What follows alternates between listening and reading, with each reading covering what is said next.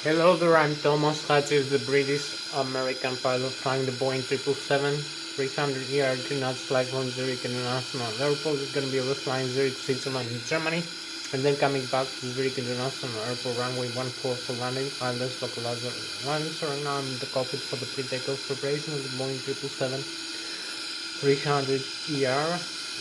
So I'm gonna start showing you the primary flight display, the airspeed indicated, the airspeed tape, the airspeed selected from the autopilot and flight director system panel, uh, the barometric altitude above the sea level, the barometric pressure. So I'm gonna show you the speed tape also, the airspeed tape, the rate of climb and descent of the aircraft in tens, hundreds, and thousands of feet per minute.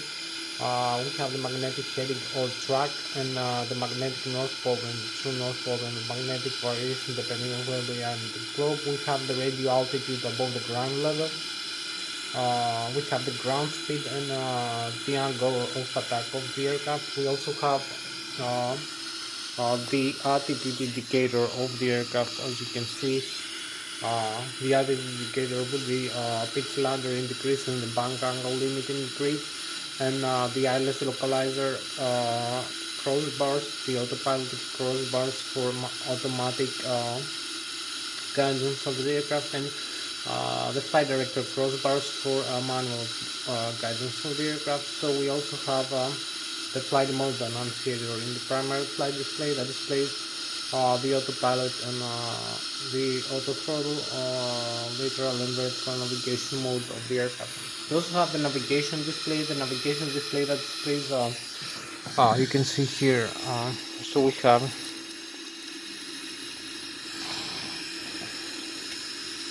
so you can see here we have the primary flight display, and here is the navigation display. We also have the autopilot and flight director system panel, the upper and the lower ACAS engine indication controller system display, the flight management computer, this and this. We have the thrust levers here, the yoke of the Boeing 777-300ER airplane, the overhead panels. So I'm gonna show you also the navigation display that displays the GPS position, the inertial reference position of the aircraft, the airport waypoints, the navigate, the ADX, the voice station. So we have also the weather radar and the terrain reflections of the terrain around our aircraft, and the distance indicated in nautical miles with rings. So you can see the terrain levels in red, green, yellow, and also the sea and the lakes, the rivers displayed with blue. We have the magnetic heading and track again. We have the RMP and the ANP, the required navigation performance and the acquired navigation performance, and the GPS position of the aircraft. So we have also the autopilot and flight director system panel. We have the autopilot engage and disengage switches. We have the airspeed select knob for the airspeed guidance of the aircraft. We have the flight level change.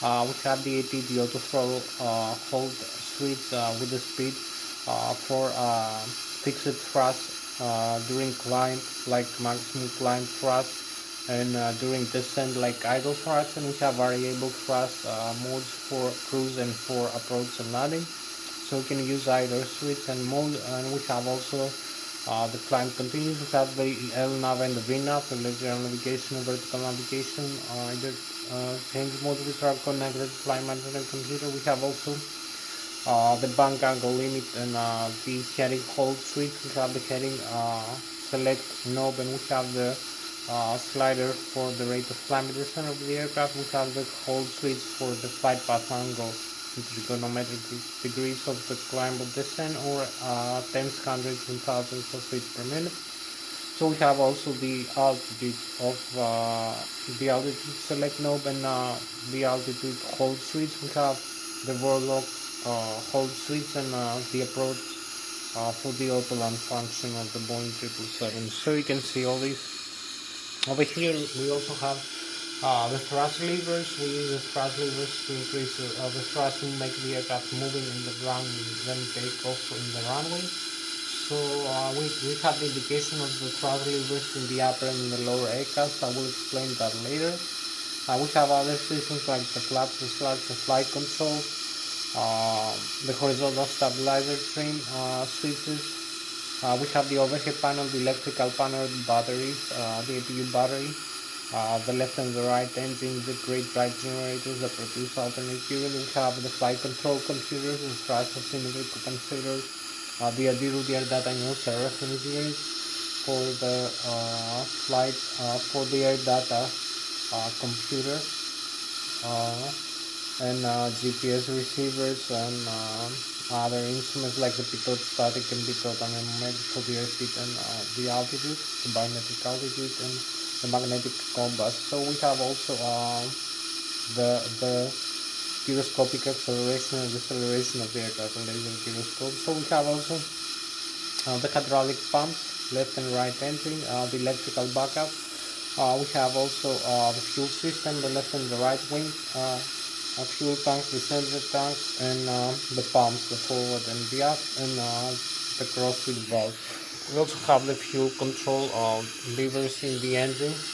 We have also the wing and engine guardians. We have fuel jettison system. We have cabin pressurization and the bleeder system from the left and the right engine. And from the APU, we use the bleeder from the engines for cabin pressurization, wing and engine guardians, hydraulic fluid, C1 and C2 systems pressurization, and also for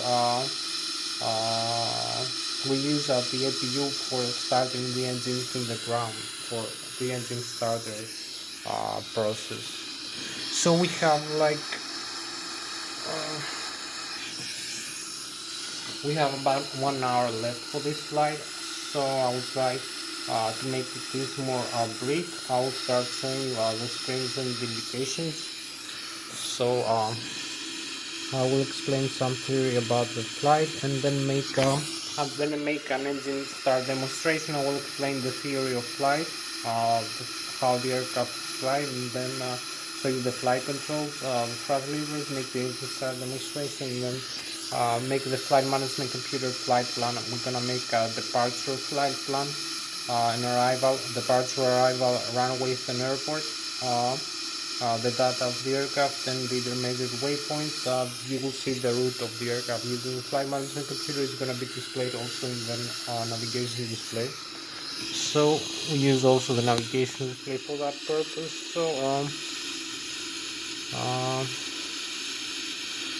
So I will start showing you here. You can see. So we have also the outside view of the aircraft. You can see the Boeing 37. So we come here, you can see we have the airspeed indicated, the airspeed tape.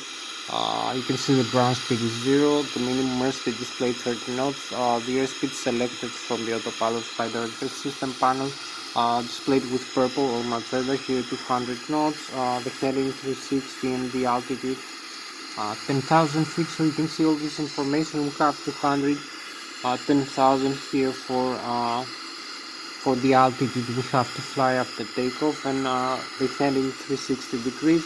We're gonna change these values. So we have also the radio altitude above the ground level. We have the magnetic heading and track. Also the barometric pressure here of the outside atmosphere. We use that for the airspeed and the barometric altitude level and the rate of climb and descent. We have also the attitude indicator of the aircraft. You can see the pitch ladder in degrees and the bank angle limit, the flight director crossbars here, or autopilot crossbar. We can change that. So we have also the navigation display here. I can see the airports, the waypoints. You can see other aircraft flying around us. So this area here is Switzerland. You can see the Swiss Alps, here is France, here is Germany. So it's the airports of each country right now. So you can see the terrain level here. We have the Swiss Alps with red and yellow. We have the valleys of France and Germany with green. We have the sea with blue. We have 6,100 feet right now maximum displayed and 0 feet minimum with green.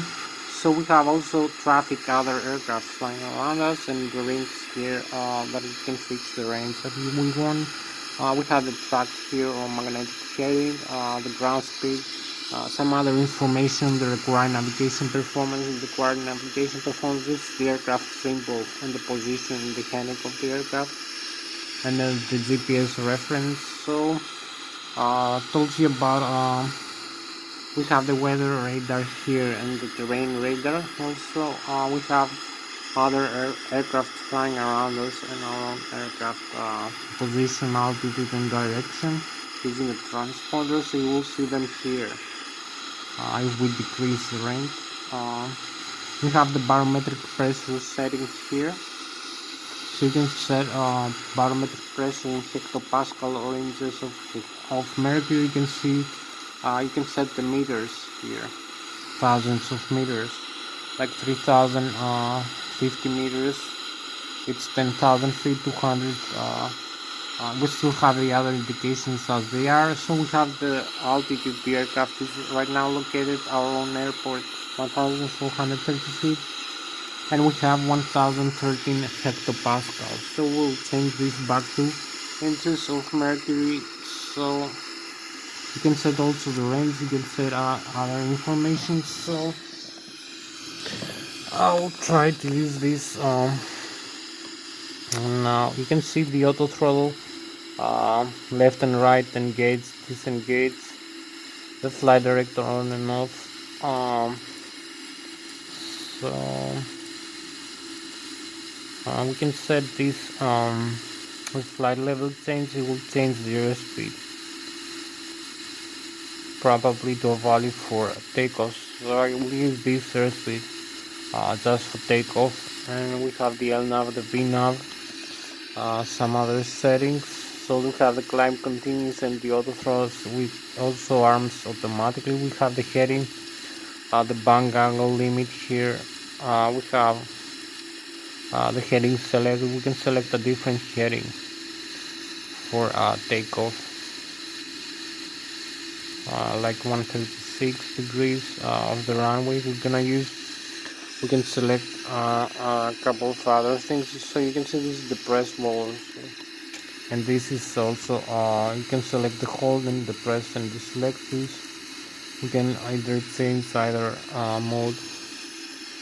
So I'll set a higher altitude here for the climb, like 3,300. So we have the Vorlog and the autopilot here also. So you can see here all this information: flight level change, speed here, and track select. 7,710 meters. So we can select back to the heading. We can select indicated airspeed or Mach. So these two can go together: the heading, hold, and the flight level change speed. So you can see this here. We change the flight mode and configure the autopilot and the auto throttle. So we can use also. We can connect the autopilot like this. We can disengage it like this. You will see the autopilot disconnect here. And here the warning. So we cancel the warning. We cancel it. So we still have the message here: the autopilot disconnected. We press this switch here. It connects the autopilot. So you press this here and you disengage it like this. So you have the autopilot and again disengages. So you can see the information here that the autopilot is connected. You can see the AP here in this section of the flight mode annunciator. So you can see we can also use this switch here. We have the autopilot disengaged. We have the horizontal stabilizer trim. We have disengaged the autopilot, so you can take control of the aircraft. So you can see again the autopilot disconnect like this. So we cancel this warning. We come over here. So you have the flight, the vertical speed flight path angle. So you can select descend the flight path angle or climb it. Minus or plus. You can select either like minus 3500 or plus climb and descent. So you will see this mode now. You can use the heading, or you can use the altitude, so it's better using that. So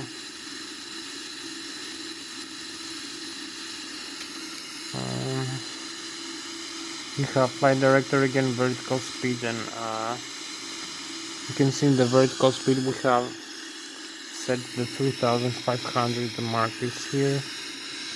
So also you can see the heading is different, it's 136 degrees. So we have pretty much like less than 1 hour left for this flight. So I will reconnect that, use flight level change, maybe altitude hold. Now we're gonna use the altitude hold with the autopilot connected. Now we'll use the flight level change with the autopilot. So we have flight level change and heading hold. So we cancel the autopilot again, like this. Have the warning and cancel the warning, and we can set the rest of the aircraft right now. We can set all the way with. I will show you the flight controls and make the engine start demonstration. So I will go now in the upper and the lower ACAS. I'll show you the flaps here, the horizontal stabilizers. So you have this thing is the horizontal stabilizer cutout switch. I will talk to you later about the horizontal stabilizer. So you have a failure in the horizontal stabilizer trim, you can disconnect the CNDR. So this disconnects the autopilot and auto throttle automatic trim function if we have a failure in the CNDR. Hydraulics, so you have the pitch trim of the Boeing 777, you have the speed brakes here. You can extend like this. So the horizontal stabilizer trim, you can see the position here, and you can see it also later. I will show you in the display here. So you have also the parking brakes here, up and down. We have the thrust levers, fuel control here. You can disconnect, close the fuel supply of the engine. So you have the flaps here, up and down. You can select a different value for the flaps. So this is the thrust levers. You can see the thrust levers. We have, I told you about the auto throttle. So you can disengage the auto throttle system like this. You can use the takeoff go around. You can use the thrust reverse like this. These arms is thrust reverse. So you will see the reverse thrust here, and you will see the blocker doors outside go open to slow down the aircraft just after landing or in a rejected takeoff. So we can disarm the thrust reverse. We can arm it again. This will extend the speed brakes and open the blocker doors of the thrust reverses of the turbofan. So you can see this view also. Again, cancel the thrust reverse and open the thrust reverse again. So this is the general view of the thrust reverse. I'm gonna go now inside, show you a little bit about the thrust levers. So we have the landing gear here, extend and retract. We have the auto brake. We have the alternate gear, extend and retract, some other switches, some override switches. So we can cancel the thrust reverse. We can also use a forward thrust like this, which cancels also the speed brakes if we have them extended. So you will see the warnings here. You can see the message here in the upper and the lower ACAS and the indication controller system, the left and right engine. You can see the thrust lever position here, and this angle, this radian angle, is the difference between the actual and the requested thrust. So we have the limits 104.6%. Exhaust gas temperature, the flaps here, and the line gives some other warnings not related to the engine. We have the total fuel also here and the temperature. In thousands of pounds, we have the duct pressure from the engines, the cabin pressurization system. So you have also the N2, the left and the right engine, and the fuel flow per engine per hour, the oil pressure, oil temperature, oil quantity, and the vibration of the engine. We have also the fire extinguishers, the left and the right engine, the radio communication panel. I told you about the aileron trim here, the horizontal stabilizer trim. So you can see here we have the aileron and the rudder trim also. The position of the rudder trim and the radio communication panel. We have the overhead here, you can see the electrical panel section, the flight control computers, the ADIRU, I'm gonna talk to you later, the hydraulic system, the cabin pressurization here and the pressurizer. We have the fuel tanks here and the fuel pumps, the fuel jettison, the electronic engine control for the engines, and the wing and engine got the eyes here. So I will continue with these things now. I'll show you the thrust levers, how to activate the thrust. So we have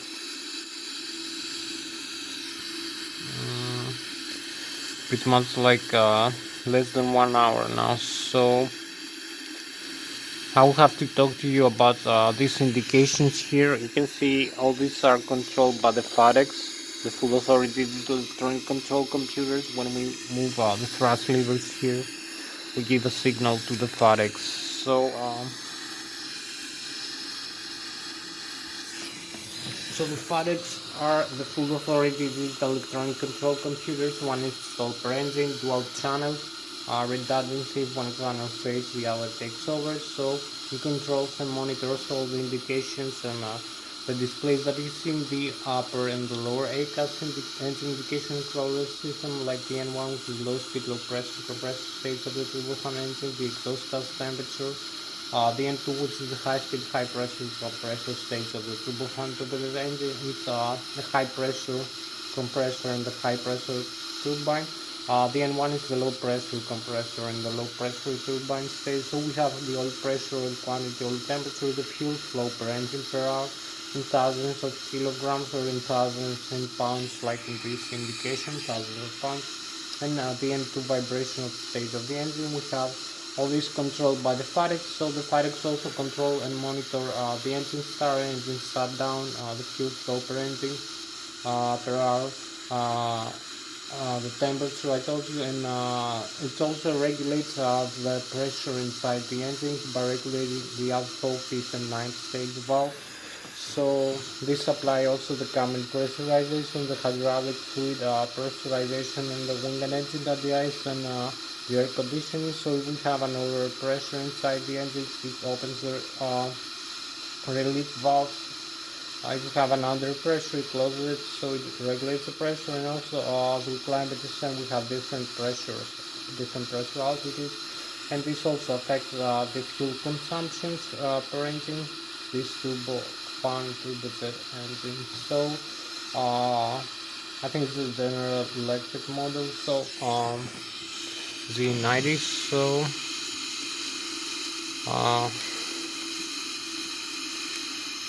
this is general view of the thrust lever. So the FADEX control the engine function as you start and shut down. Also you need to increase the thrust in order to take off the aircraft from the ground and keep it airborne, or keep it flying. From takeoff, climb, cruise, descent, and coming back for landing. So you're in the runway. For takeoff, you use flaps 15 degrees for this aircraft and 4 degrees for the stabilizer. Trim for takeoff, we have right now 254,000 kilograms of takeoff weight, which is below the maximum takeoff weight for this aircraft.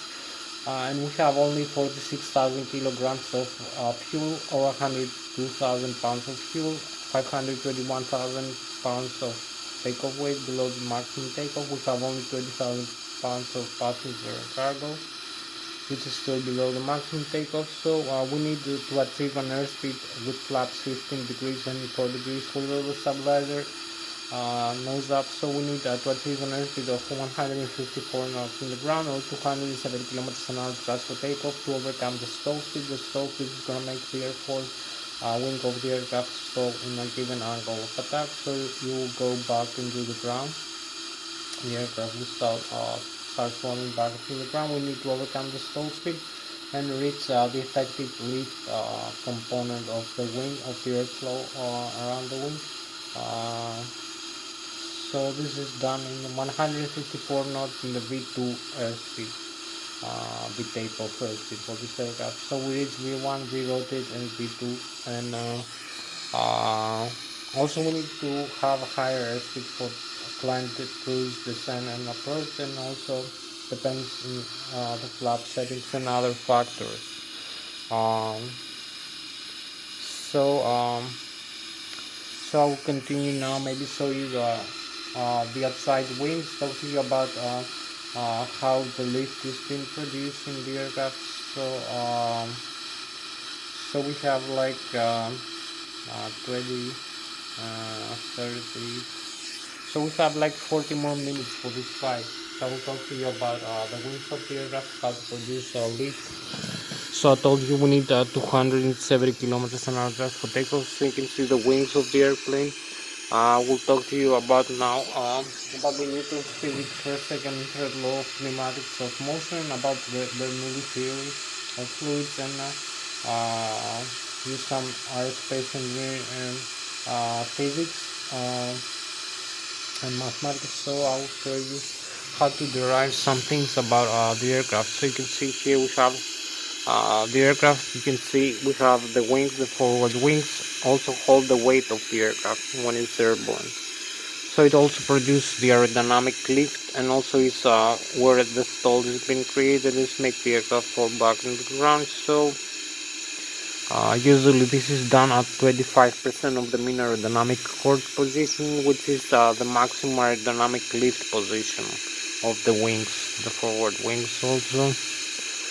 So when we reach 270 kilometers an hour just for takeoff or for landing, the airstream flow separates above and below the wing. So below the wing, in the bottom surface of the wing, you can see the air surface of the wing is more flat generally. So the airflow using the Bernoulli theory is moving slower below the wing. So it has higher air pressure below the wing. So also you can see the surface of the wings above is more curved than the bottom. So the airflow is moving faster above the wing, so we have lower pressure above the wing. So we have slower air and higher pressure below the wing, and we have faster air and lower pressure above the wing. So this creates the aerodynamic lift pressure component that makes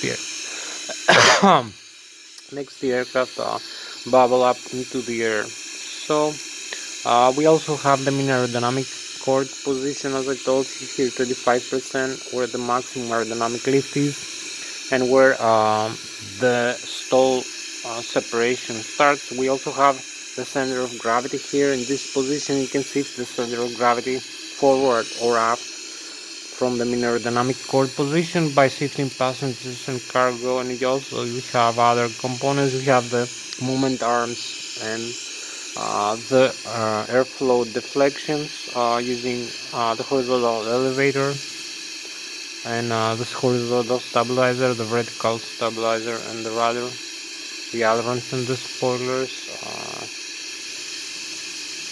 So you can turn the aircraft, you can make it stable in flight. You have directional control. So the moment arm is times the distance from the center of gravity all the way back to the horizontal tail of the aircraft over the surface area of the horizontal tail or the vertical tail, and the surface area of the elevator and the vertical tail rudder. So it's times the distance times the surface area times the airflow of the air mass per second times the acceleration of gravity. So this makes the aircraft pitch up and pitch down. This force, the moment arm force, so makes it turn left and turn right using the ailerons, the spoilers, and the rudder. So this is the main principle that we have. So the stall is so the lift force must be equal to the mass of the aircraft times the acceleration of the aircraft of the gravity of the earth. So it's equal to the weight of the aircraft. So also the thrust from the engine, you can see the thrust component is moving only the forward the aircraft. We have the wings to move it upward. So the thrust must overcome the drag, the skin friction also from the air. So we go now back to the aircraft. I will show you now how using the flight controls here for flying this airplane. So I will show you also how to use the overhead panel systems very quickly. So we don't have too much time for this.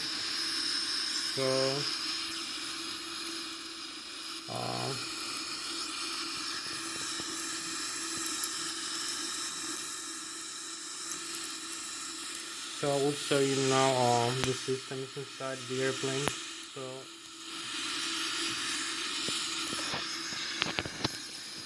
So you can see I'm using this side stick here for controlling the aircraft in flight. So I control the flight control with this side stick. As you can see, I can pitch up and pitch down the airplane. I can bank-roll left and bank-roll right. I can hold neutral. I can use the horizontal stabilizer and the rudder pedals. So you can climb, you can descend. As you can see, you can turn the rudder pedals. You can also use the ailerons and the spoilers, hold neutral if you use it for an Airbus, and also for the Boeing side stick that controls the Boeing control yoke, and as you can see here of the Boeing 777, the control column and the control wheel of the Boeing and the rudder pedals. So you can see the side stick deflection is proportional to the yoke of the Boeing 777, 300 ER deflections. So we have this way control of the airplane, directional control in flight, as we apply the thrust levers to move us forward. So we also have other things to show you. So I'll show now the other side view here. So now the other side view of the control of the flight controls. I'm using the side stick for the Boeing yoke control. So you can see here like this.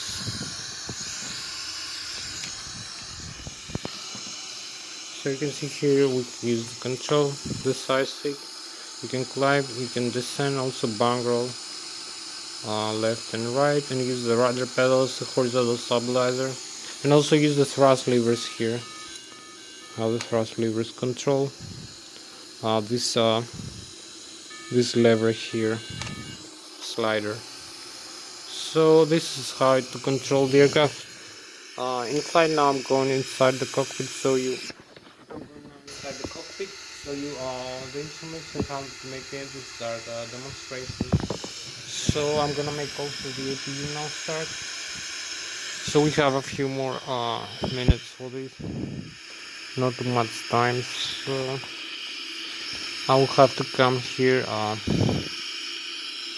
so you can see another view of the cockpit here. We can use also this for the nose wheel steering in the ground. I'm gonna come now here, the overhead upper panels, so you can see a nicer view maybe of the cockpit. So you can see the overhead panel. We have some switches for maintenance. In the ground we have the circuit breaker systems here. You can see. So we have the overhead panel. We have again, we can see the panels here. You can see the horizontal stabilizer, cutout switches, the trim, the fire extinguishers for the left and the right engine. So you can see the horizontal stabilizer trim here. You can see the fuel control to the left and the right engine, the parking brake up and down. So you use the speed brakes again if you want to extend. I will use the flaps in the up position. Uh, to like 15 degrees for takeoff. So you can use the thrust levers again if you wish. You can move them forward. You will disengage the speed brakes, and you can see here the thrust increase. You can see also the duct pressure from the engines increase. So this is a nicer view here. You can see the flight management computer I'm gonna use for the route. So we have also again the displays here from the panel here view, and a much better view of the autopilot panel here. A more flat view, maybe more clear view. So you can see also the landing gear here. I will show you now the overhead panel. So we come here. Um, we have a couple of things. So we have the air data and Lszh reference unit, the air data and Lszh reference unit that controls the air data computer that controls the airspeed, the barometric altitude, the rate of climate descent, the radio altitude, the GPS position, the magnetic heading and track, and also the laser gyroscopes of the aircraft for the inertial alignment and gyroscopic acceleration and deceleration. So this is done by the Adiro suite. We have the primary flight control computers, the thrust asymmetry compensator. So I will start the APU now. And then make the engine start demonstration. So we have also the electrical. We have the left and the right engine, integrated drive generators. I will explain later. The backup generators, the battery, the primary and the secondary, the lighting system, the windshield wipers. Here we have the passenger oxygen, the window heat, the rammer turbine, the hydraulic. We have the left and the right engine, and the C1 and C2. You can see this is pressurized by the air pressure from the engines. So it takes pressurizer from this side, from the left and the right engine, or the APU, from the packs, which is also for the air conditioning, also wing and engine alerts, and pressurization of the cabin. And also we use the APU pressurizer for starting the engines. So this is some more general view of the overhead panel. We have the electronic engine control here, the auto start system. You can turn the switches auto start on and off.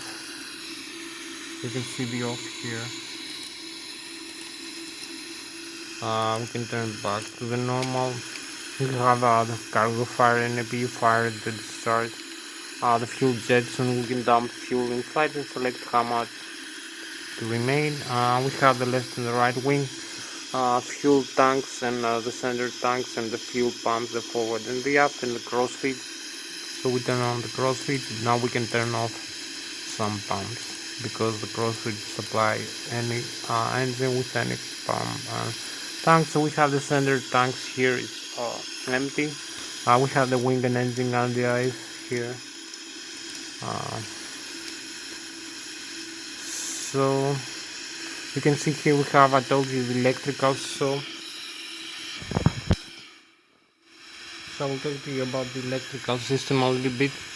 So when the engines of the aircraft, the turbofan with the engines work, they produce torque through the shaft that moves the electromagnetic alternators, 400 Hz frequency, 120 to 200 volts, 120,000 kilovolts each engine, left and right, and we have the backup also 25,000 kilovolts, and the APU another 100,000 kilovolts, 400 Hz frequency, 3-phase alternate current, electromagnetic induction, north and south bipolar alternators. So We can convert this current into direct using the transformer rectifier. We have also the battery, and the APU battery we have 28 volts, 48 ampere hours. We can convert the direct current into alternating the static inverters, so you can have all time alternate to direct current into the aircraft for the needs of the system.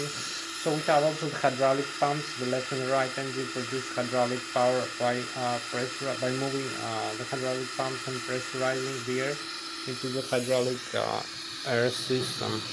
So this is some of the principles. Also the camera pressurization. So I will go now show you a couple more things here. So you can see here we have the pressurizer that I told you, the bleeder. You can turn on and off this.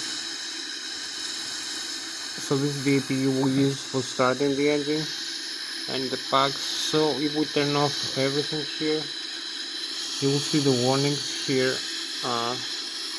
The bleeder is lost from the system. Some systems will lose, and also the duct pressure for the cabin pressurization. We have no cabin pressurization now. And also the hydraulic pressure, I told you, demand C1 and C2 below some flight control. So we turn this back on, the pressurizer. We need, I told you, also starting the engine. We have here the cabin pressurization. Although in manual, we use these switches, the open and close for climate descent. To open and close the outflow valve and select the landing altitude to depressurize and depressurize the cabin of the airplane. Also here you can see we have the hydraulic pumps I told you.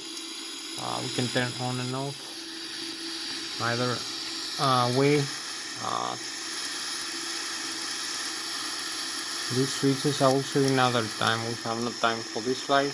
So we have also the electrical left and right engine and the backup generators. So if I turn off, you will see here the electrical backup system and the main system is off. So we turn this on again. We will come now for the engine start in a couple of seconds. I will show you only this. So you can see here we have the flight control computers, flight management computers. Excuse me. So we have the display here. You can select the system to display. So you have the engine, we have the status. You can see the APU here is running, is working. We have also the oxygen and the hydraulic pressure of the airplane. So you can see some systems. So you have the checklist here, what you need to do before start, for instance. We have the normal menu before start. Complete the items. We have the normal menu. If we have a failure, also in another slide, we have the communications, the navigation, the synoptics. So we have the doors. You can see the doors of the aircraft are closed and the cabin is pressurized. You can see the landing gear. You can see the pressure inside the tires and the temperature of the brakes. We have the electrical left and right engine here. I told you electromagnetic alternator, the flow of the electric current, the APU generator also on the bus tie switches, the backup generators, and the main battery and the APU battery, voltage and the average. So we have also the disconnect of electrical. We have the left and the right engine hydraulic here system, as you can see here displayed for the Boeing 777. So we have the consumption of the hydraulic fluid and the demand. So we have the primary, the electrical and the engine, left engine, right engine and electrical. We have also the air pressurized here, I told you. The PSI, 3000 PSI per system from left engine, right engine, and the set-off valves. So this is the general principle for we have also the rammer turbine, the rod. So we have the fuel here. We have the left and the right wing fuel, the sender tank, the fuel on board. We have the forward and the aft pumps, the APU generator, the left engine, the right engine, the total fuel inside, and The minimum fuel temperature, we have the air system here. Here you can see in the air system, we have the left engine and the right engine. The pressurizer from the left and the right engine, the 5th and the 9th stage. The APU also we're gonna use for starting the engine. The hydraulic system, C1 and C2 pressurization. The air conditioning here and the wing and engine pressurization. So wing and engine radius. So if we move the engines forward, the thrust forward, you'll see the duct pressure increase from the engine. So if we move the engines down to the idle, so you'll see the duct pressure decrease. So we're gonna use the APU for starting the engine starter. We go into the flight control. You can see the flight controls movement here. I'm using the ailerons, the spoilers, the elevator, the rudder. So if I extend the speed brakes, you will see that. I can move this here, the control column and yoke, the yoke of the Boeing 777, control wheel. So also the rudder pedals down there, and the other side also. You can see it working here. And also the rudder, the horizontal stabilizer, tail trim and the elevator position, and the rudder trim and rudder position. So these are working. You can see the engine here, the left and the right engine. So this is the main principle for the CDU. So we go here in the main panel, make the engine start demonstration and make a small flight later. So I will have to turn off both engines like this, turn off the fuel flow control, so you will see we'll lose the engines. The overhead panel is summary configurations here, some yellow switches. So you will see the engine shut down, you will see the N1 decreasing, the exhaust gas temperature decreasing. We have no fuel flow right now, it's 0. So as we come outside,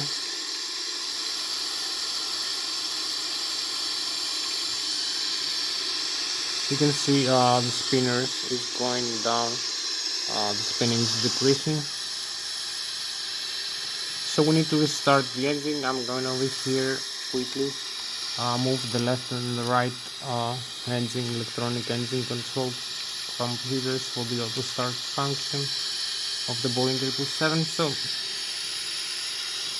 we have the N1 increasing.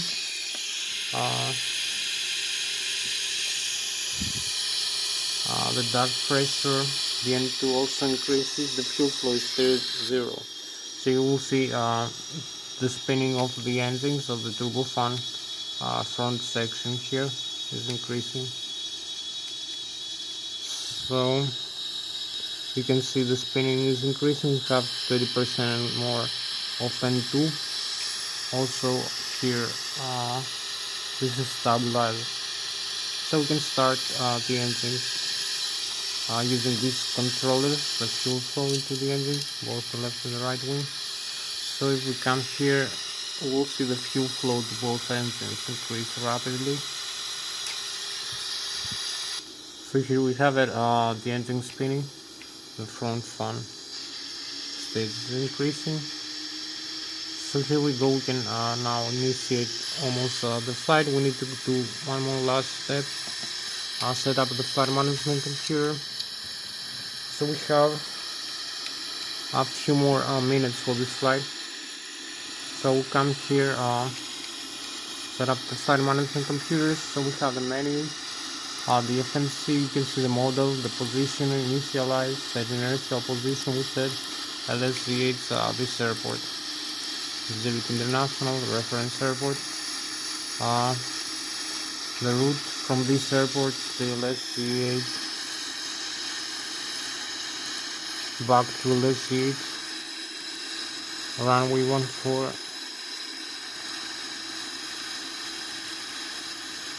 So this is what we need to do. So we have the index, we set the position,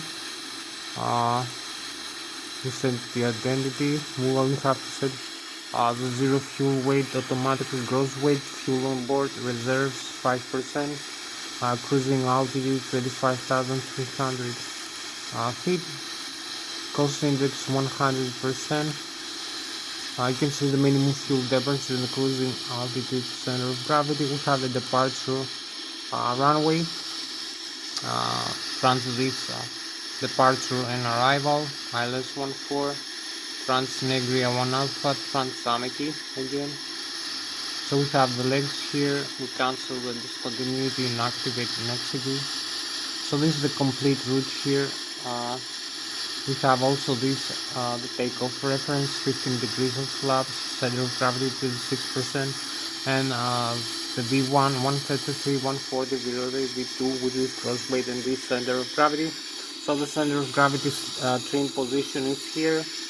You set it also using this switch here, and it's up, and we set the flap. So I believe we're almost ready for taxiing into the runway and takeoff. So we have a little bit more time this time for this flight. You can see where we are right now. We will taxi into the runway and go for takeoff.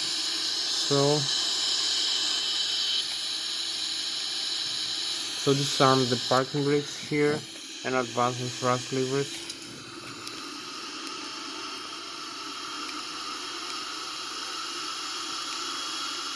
So we use the tiller here for steering in the ground, using some rudder. You can see the runway here, 14 is open for us. We have no other traffic. Also displayed in the navigation display. So we can use some brakes here as we turn. So we use idle power now, only align with the runway.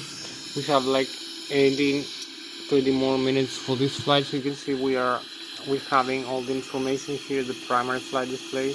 You can see the sea here, the Mediterranean Sea, the Alps, the Swiss Alps. So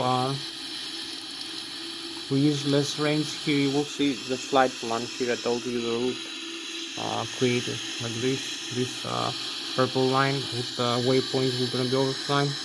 So you can see the ILS localizer. Also we have to set here the LNAV, the autopilot is set the way we want. So the flaps also said we only need to increase the engine thrust like this a little bit. You can see the flaps are set here 15 degrees. So we have to stabilize the engines for takeoff. So you see where we are right now. Our position here in the runway for takeoff.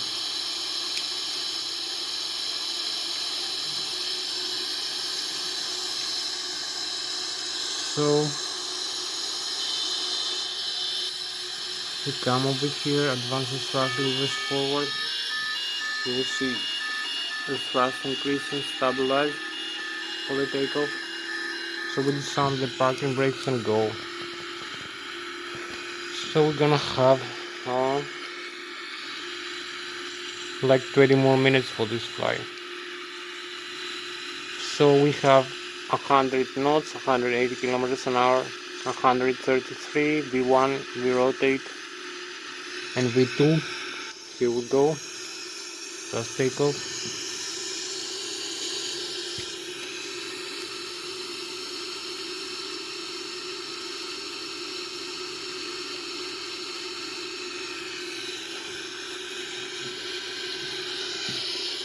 So we have the positive rate of climb, as you can see, we climbing the aircraft. We can use this landing gear up here. You can see we are 2,000 feet above the ground level, but 3,900 above the sea level. You can see how fast we climb. 4,000 feet. You can see this needle, white needle. You can see the airspeed, 200 knots. So we climb 5,000 feet per minute. We have also the terrain here and the waypoints we have to follow. So you can see here also the stall speed margin here. So we need to decrease the rate of climb a little bit. We have the flaps limit off. So now we can start the turn here for the waypoints. for the route. So we use maximum takeoff power here.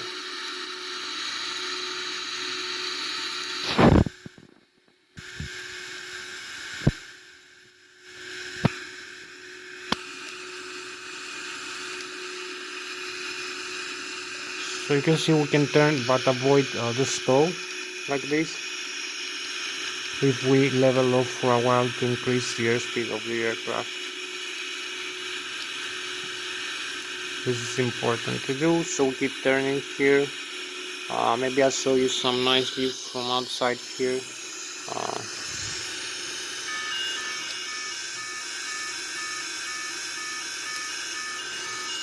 So you can see the Boeing 777 here.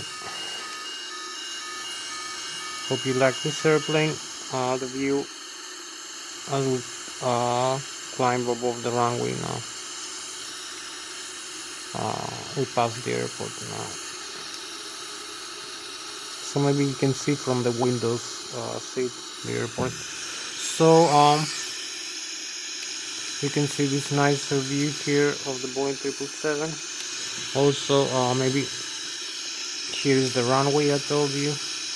We'll make some maneuvers. You can see also the night sky as we fly over the Switzerland right now.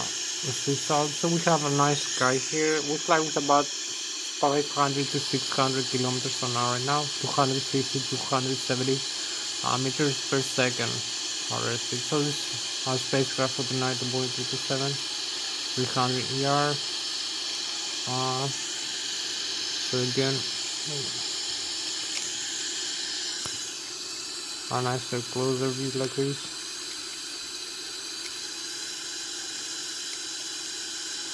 So I will come now inside the airplane, show you inside a little bit how to steer it after the nice outside view. So we have to steer to the next waypoint.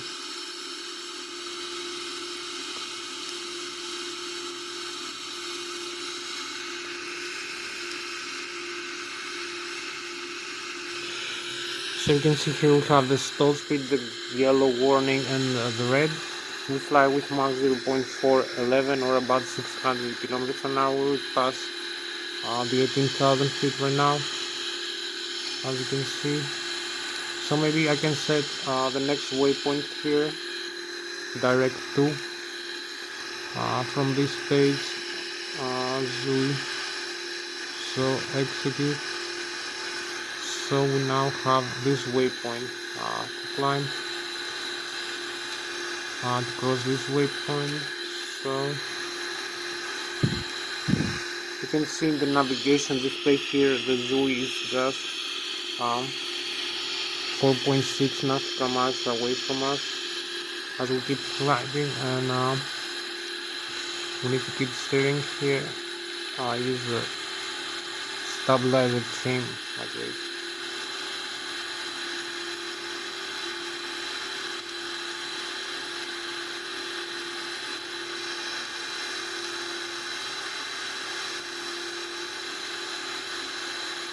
So level off for a couple of seconds and then continue to the next waypoint.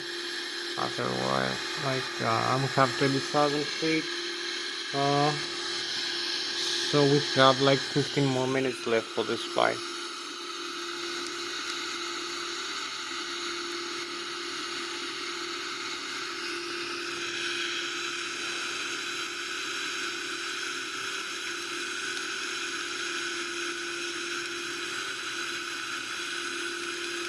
So we have string.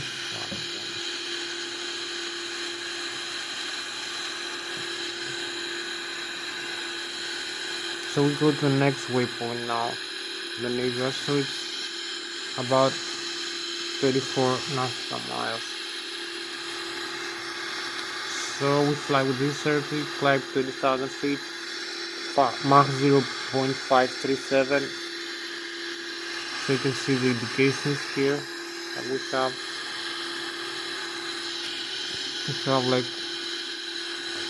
now we cross 33,000 feet. So we have the Germany in front of us, the Bayern Munich area of the Germany. So we also have the chemtrails now. Chemtrails and contrails. Hope you like it.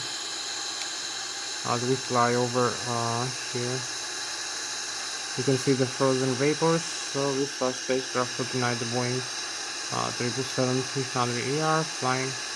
We're gonna fly with 900 kilometers an hour in a while, or 300 meters a second. So we overflying the Zurich and Pacific now and the St. Gallen Lake, and we directed towards the Bayern Munich area, in Germany, and the Bavarian Alps after that. So we keep having this nicer view here, 35,000 feet. So we go now inside the cockpit. We need to come for leveling off a little bit the aircraft. As you can see, we fly towards the next waypoint. So maybe we need to start going back into the airport and cancel this warning. We need also to retract the flat as we turn, and also increase the airspeed a little bit.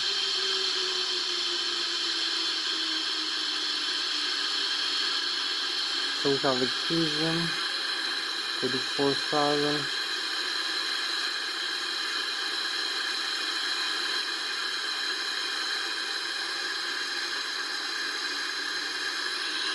So we keep climbing again to the 35,000 feet.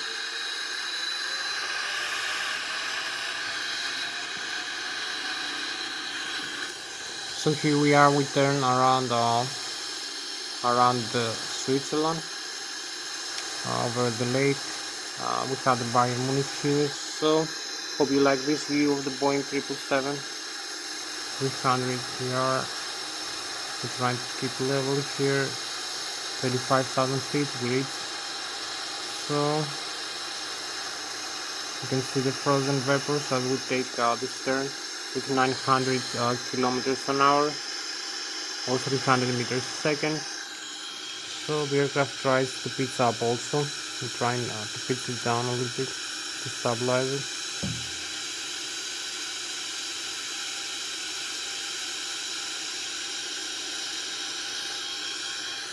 So I'm going back into the cockpit for the rest of the flight as I'm trying to reach the next waypoint here. Go back into the airport. We have like 10 minutes left.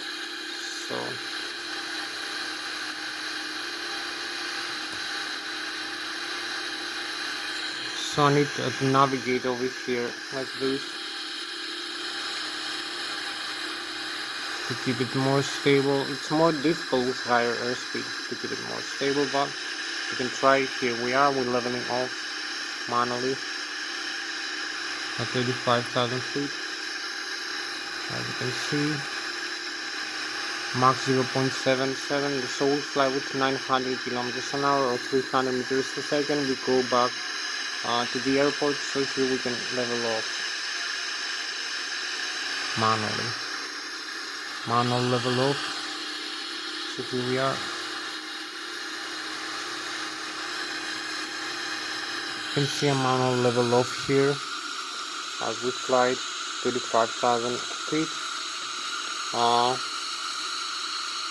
So we can increase the simulation rate like this.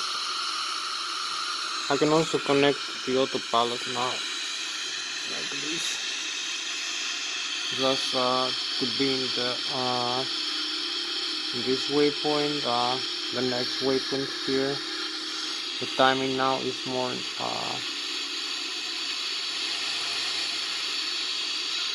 the arrival speed here for the approach and landing. So we have the direct two legs. So we keep flying here, as you can see, going back into the airport, coming closer. So we're gonna start descent in a while. So you can see here, I'm gonna start descent. So this, as I told you, our spacecraft for tonight. We left Germany, Bayern Munich behind us. We are flying Zurich again, 900 kilometers an hour, 300 meters per second. The Boeing 777. So our spacecraft for tonight, as you can see, going back for the landing phase. We're gonna descend like this down to the 6,000. Also decrease the airspeed already.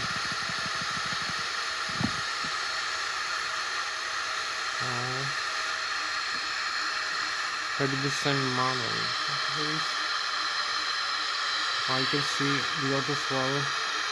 Gonna decrease this fast and use also some speed brakes here. So we cancel this warning here. How do we keep descending? So we have exactly 8 minutes left for this flight.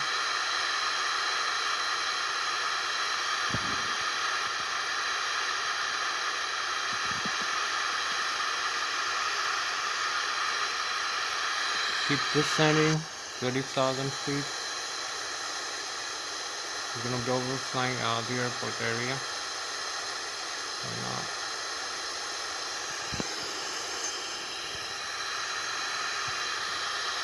19,000 feet.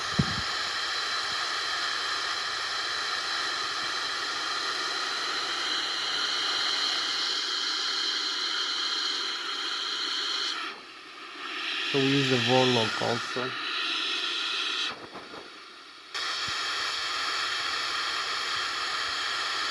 These are also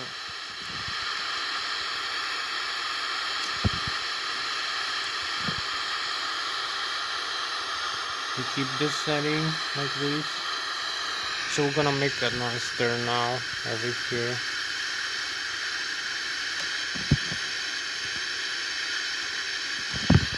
So we're also gonna use the flaps here and decrease the airspeed a little bit to the approach airspeed for landing. So we need to come closer. We are 14,000 feet right now.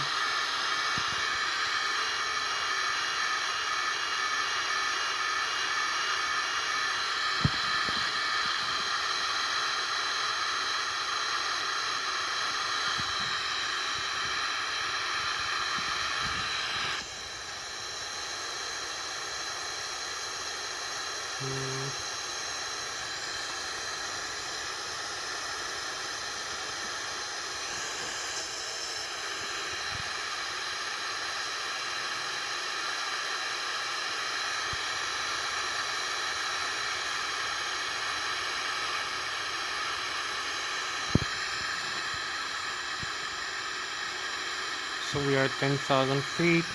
We have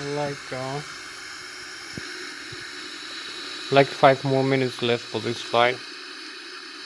So I need to come closer into the airport.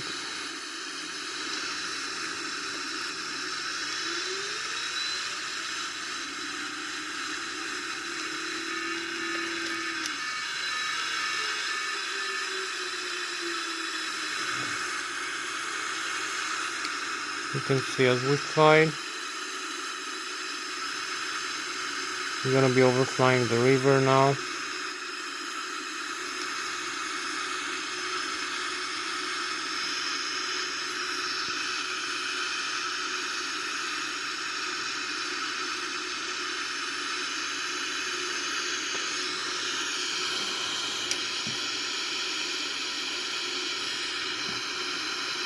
I'm gonna use the landing gear also.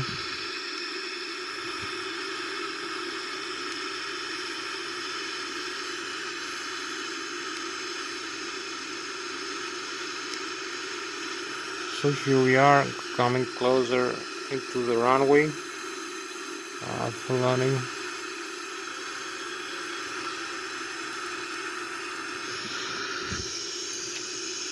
So we are much closer now to the ground, going for the runway in front of us. As you can see, Maybe I can use this view here for landing, just having a sweeter view for the landing process. So we keep descending. We have the runway inside. We have a couple more minutes left, I believe.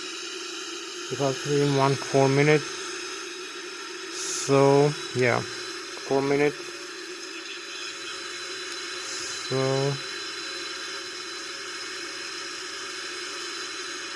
we have like 3 more minutes left actually for this flight.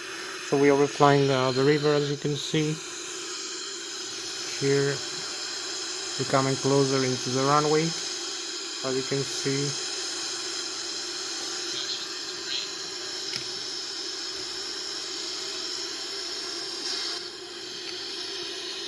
So we can hold up a little bit. So you can see we have the Lszh localizer. We need to align with the Lszh localizer here. We are aligned with the glide slope actually.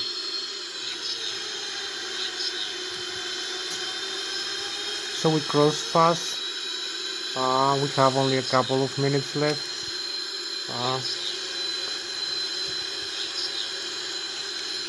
We're coming below the glide slope maybe. So we need to hold up a little bit.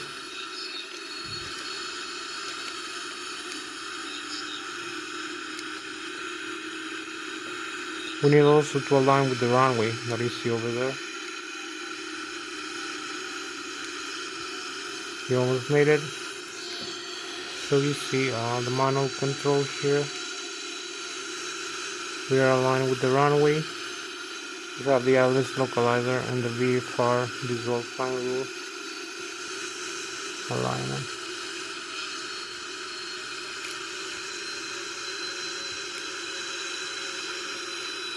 So we cross some hills here and we go for landing.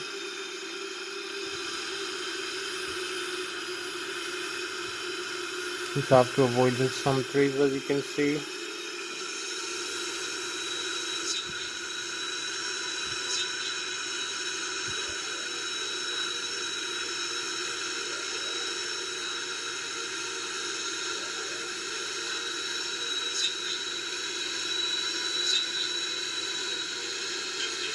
$50,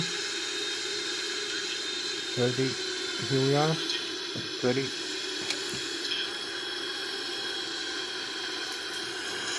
So here we are, that's done. Parking brakes and a reverse thrust. We use the reverse thrust like this. So we slow down the aircraft, we just slow down.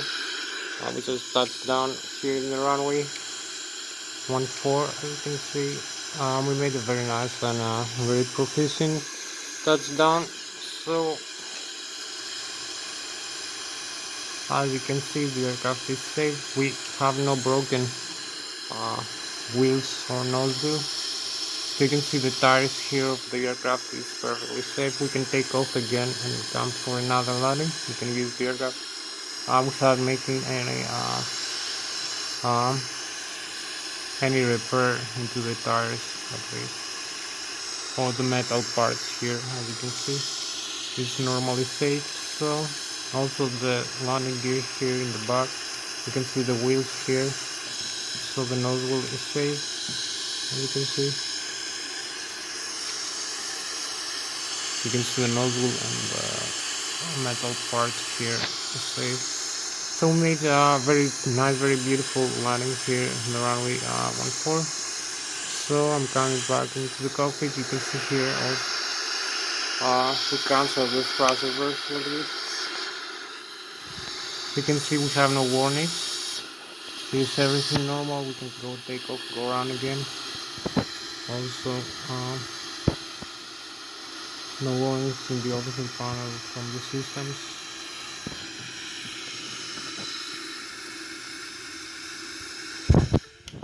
So that was Thomas Hatsios, the British American pilot flying the Boeing 777-300ER 8 knots flight from Zurich International Airport back to Zurich International Airport, just landing in runway 14. Let's look at the Thank you very much for watching. See you next time. Bye bye. Bye.